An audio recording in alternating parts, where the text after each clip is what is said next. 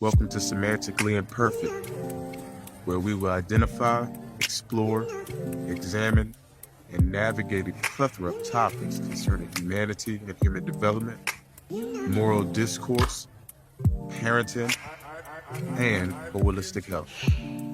I am yours truly, Semantic 7. Welcome back to Semantically Imperfect. It is an honor and privilege to host this podcast for another week, for another episode. And it's also an honor and privilege to be able to speak to all of you. I don't take not one episode for granted. I am grateful, and I express that from the mountaintop of how thankful and grateful and gracious that I am that God has given me the abilities, the foresight and the vision, and also the resources to put this podcast together and continuously push out content twice a week. Today I'm going to use this final episode of the first season, this pilot season of Semantically Imperfect, to talk about something that is very dear to me, to talk about something that I really cherish to the core of my essence, and what has given me the strength, the knowledge, the intellect, and the wisdom to become better and do better. And so every 7th episode of this podcast will be dedicated to Black Woman University. And what Black Woman University is all about is highlighting at least one Black woman who has been influential in my pursuit to become a better version than I was yesterday. A Black woman who has given me the tools, techniques, information, knowledge that has propelled my perspective and my understanding of myself and the world around me. And a Black woman who has sharpened my toolkit. I think it's very important to use reflective learning as a means to understand where you came from, to understand where you are, and to have a vision for where you want to go. And so every 7th episode will be dedicated to Black Woman University. On this particular episode, I want to champion my wife of 9 years, my partner of 13. And because she has taught me so much, everybody. And I know I'm not the only Black father, Black man out there who learned so much from just being quiet, opening up your ears, closing your mouth, not allowing all the different stimuluses around you to grab your attention, and just hone in on what the Black woman is saying, hone in on their critiques, their feedback, their analysis of you. And so I'm dedicating this particular Black Woman University, the first one on this podcast, to my wife. Before we go any further, I want everybody out there to, follow the Instagram. The Instagram is semantically_imperfect. It's monitored 24 hours a day. So go on there and subscribe to the podcast. Also, we have an email that you can send inquiries, things you want to talk about, personal feedback, critiques, or if you just want to say what's up. And the email is poeticsemantics7@gmail.com. And then lastly, subscribe to the podcast, whether it's on Anchor, Spotify, Apple Podcasts. Subscribe to the podcast and leave a review so we know how we're doing and so we know how to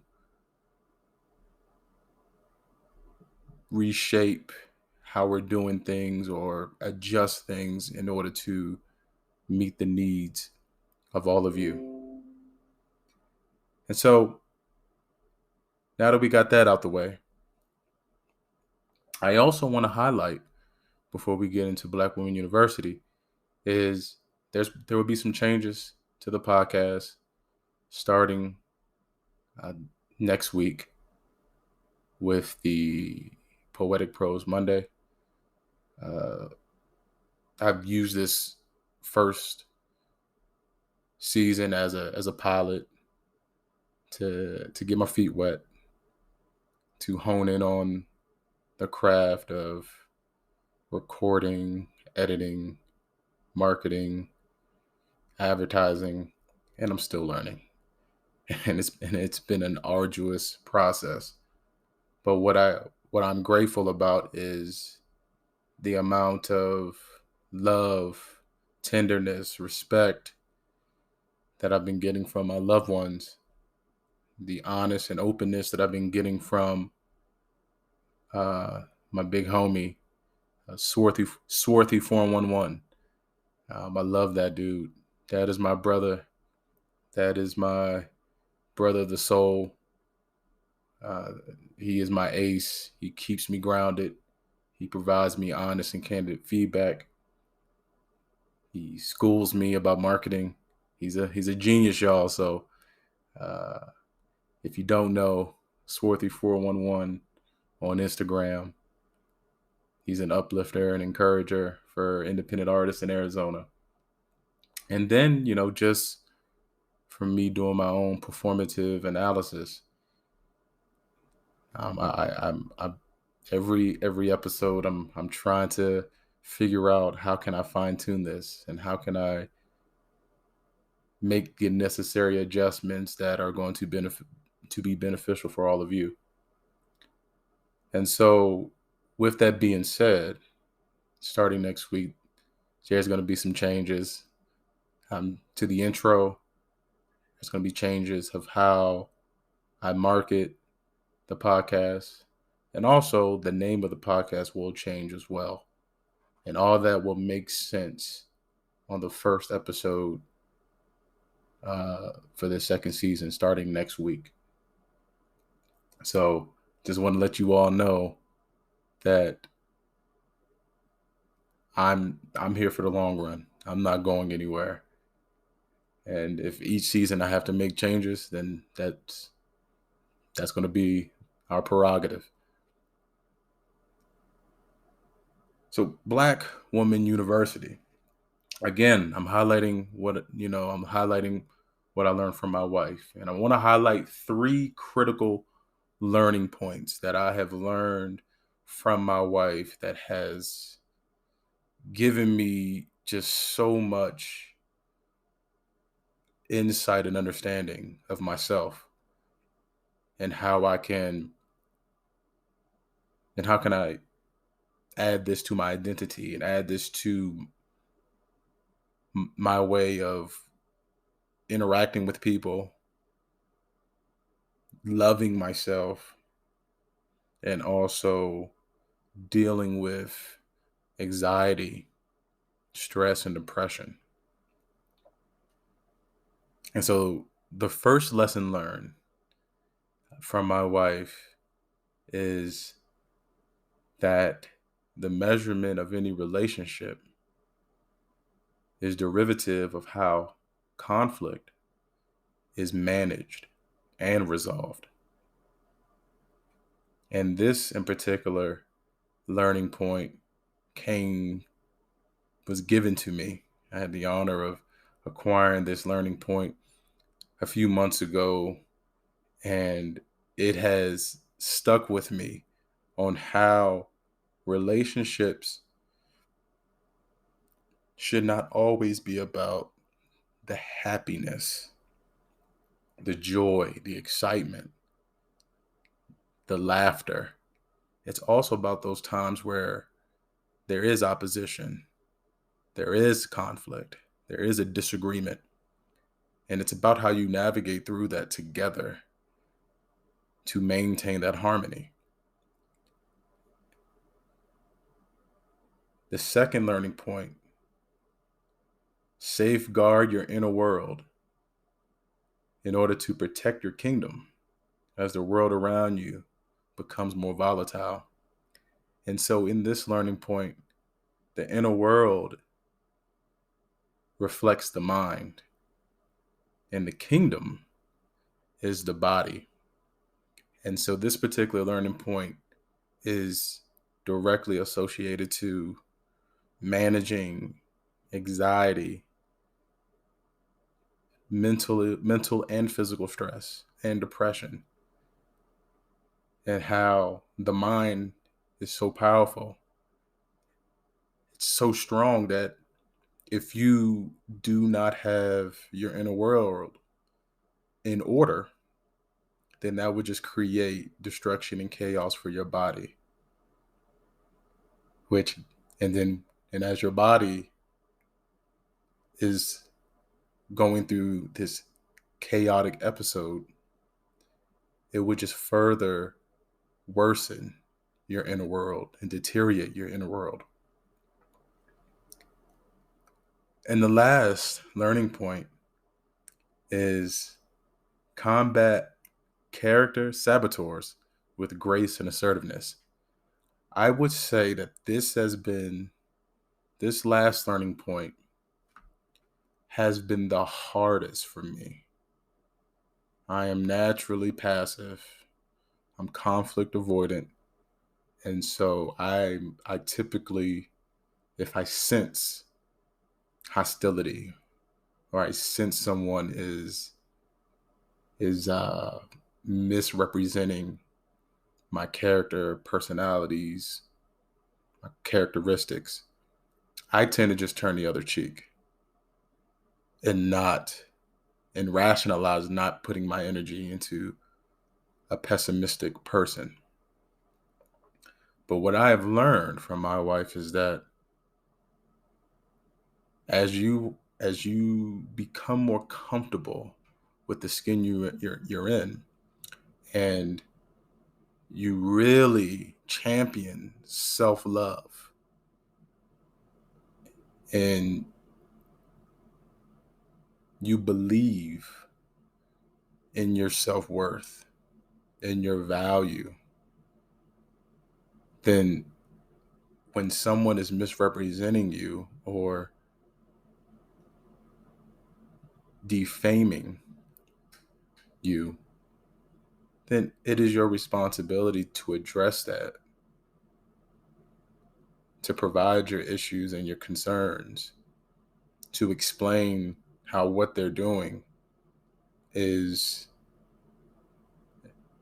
hurtful, and also to provide them not an explanation, but to provide said individual with what you will not tolerate, i.e., providing them your boundaries and your parameters. And so those are the 3 learning points. And I know what you're thinking. How did these 3 learning points come to be? And I'm going to tell you. The first learning point about the measurement of any relationship is derivative of how conflict is managed and resolved. It came from a time when I was struggling with some family dynamic issues. And I was just wondering why, with a particular family member, when the good is good, but when it's bad, But when it's bad, it's even worse. And I never understood why anytime that we had a disagreement, or we weren't vibing on the same wavelength, how it would end up so ugly. And I'm over here trying to rationalize this, everybody. Really trying to figure out, did I do something wrong? Should I have said something differently? Should I have not said anything at all? Should I have resulted back to just being avoidant, so no feelings are hurt, get hurt? So nothing is getting blown out of proportion. And so I brought these concerns to my wife, and mind you, any issue that I'm in, my wife is always providing that oversight. She may not always be in the room, but her ear is uh, always wide open. And so she she explained to me the misconception of having a healthy relationship, and it's all based upon the relationships that she has uh, cultivated and nurtured with her sister and her mom, who are very close knit, very cohesive, very communicative, very loving. And one thing that she highlighted was that what makes their relationship work is the fact that they can hold each other accountable, and that there is there is no uh, there is no second guessing of when to call someone out and to let them know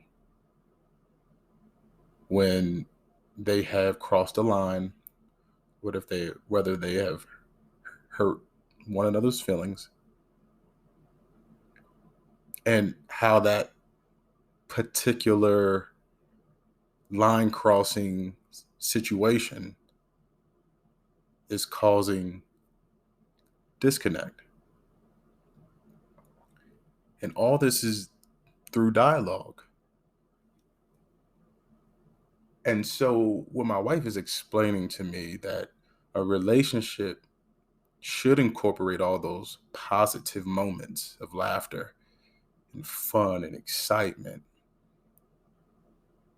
it also should it should also have a mechanism in place to where when bad things happen, or perceived bad things happen, there is a way through the muck. and I was mind blown, everybody. I was mind blown because I'm so avoidant, and I typically put everyone's feelings before myself,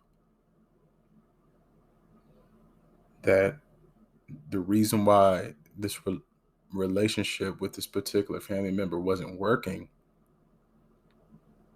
is because we did not have a conflict resolution type process. We didn't have the healthy communication skills to navigate through those waters. And I also define my relationships based off of happiness, positivity, and kind of shunning the thought of discord and disconnect and conflict. So that was a very monumental learning point, where my wife kind of went into her monologue about how relationships have to be multifaceted. And I am very thankful for that very in-depth conversation that we had in our kitchen. The second learning point about safeguarding your inner world and protecting your kingdom, that all stemmed from a recent situation where we just came back from our ultrasound appointment. Oh yeah, we're having a baby, everybody. How exciting is that? We came from this ultrasound appointment and we're going to get lunch at Panera Bread. And so this whole time, from the time we left the hospital, getting in the car, driving to the place, I'm just in disbelief. I'm in disbelief, namely because seeing that little baby in the ultrasound on the ultrasound screen, it made it surreal. And my analysis paralysis started to kick in. Since I'm getting out the army, I'm starting to think about health insurance. I'm thinking about, do we have enough cushion in our emergency fund savings? I'm thinking about all the different products that I have to pay for in order to give this baby the best resources available. And then I'm also thinking about my other two, who are 9 and 6. Am I going to be able to give all three 100% of me? On top of that, on top of being my wife's best friend, partner, and husband. And so I disclose all of this to her, and she's sitting across from me from the booth, and she tells me, Kyle, you have to protect your inner world. Your inner world is what guides your footsteps. It's what guides your tongue. It gives you the drive and the motivation to move left, move right, move forward, move back. Because if you don't protect that, it can create so much distress and sickness in your body, which can lead to terminal illnesses, could lead to immobility, could lead to death. And when she provided me that anecdote, I didn't cry, but tears formed in my eyes because I felt every word of it. Because when my inner world becomes disturbed, or the foundation of my inner world, it gets shaken, I start feeling the anxiety and the stress in my body. Heart beating fast, getting sweaty. I get tensed around my neck and in my shoulders. I start getting a stomach ache. All these different physical sensations are affected because of allowing my inner world to become compromised. And so sitting there in that restaurant and her telling me that resonated with me because of what happens to me when I go through my stressful, anxious episodes from being a overanalyzer. And then the last one, the combat the character saboteurs with grace and assertiveness. There's been a lot of incidences where my wife has witnessed me turn the other cheek. But in particular, when I first came to Fort Carson, Colorado, I had a huge debacle with the command. They were already in Kuwait. We just relocated here to Colorado Springs, just bought a home. School was about to start, and I wanted to meet with the IEP committee to ensure that my son's IEP goals and strategies were outlined properly at this new school. So I communicated that to the command in Kuwait. Um, but as I as I prioritized honesty and transparency, what I was getting back from them was vagueness and shadiness.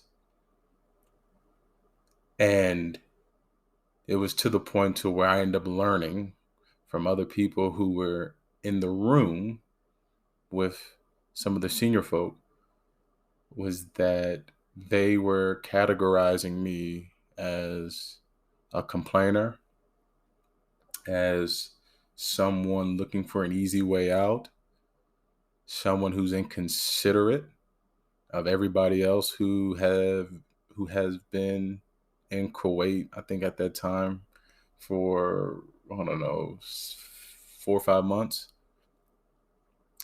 And so when I learned about that, that really crushed me. This is my first impression at a unit, and I just became an officer. And this is how they were thinking of me just because I was prioritizing the needs of my family. So there was multiple conversations that I had with my wife because it was too much to bear. And I was leaving to go to Kuwait to unite with them. And she told me, because I was infuriated. And I said, well, I'm going to speak my mind. I'm going to say exactly what I want to say when I want to say it and how I'm going to say it. And she said, baby, you need to relax your mind. You need to calm down and don't allow your emotions to dictate what you say out your mouth. You need to be calm and cool and collective. And when you are in there and you're talking with them, you need to address the exact problems and issues that stemmed from their commentary and from the lack of transparency that they were giving to you in relation to the transparency you were giving to them. And you also need to do this with the mindset that they may not hear you. They may not care enough or have the capacity to even meet you in the middle ground of understanding, recognition, and acceptance for your side of the situation. And that's okay. So I walked away from that with the confidence and the backbone to be able to look anybody in the face and say, that is not who I am. That is not the type of person that I put myself out to be. And here is why you were wrong. So thank you for that, baby. I want to leave you all with the quote of the day. Educate a man and you educate an individual. Educate a woman and you educate an entire family. The great Malcolm X. Thank you so much for being with me on this pod. I appreciate all of you in attendance, listening here and far. And I cannot wait to be able to talk to all of you and share on the next episode. Peace.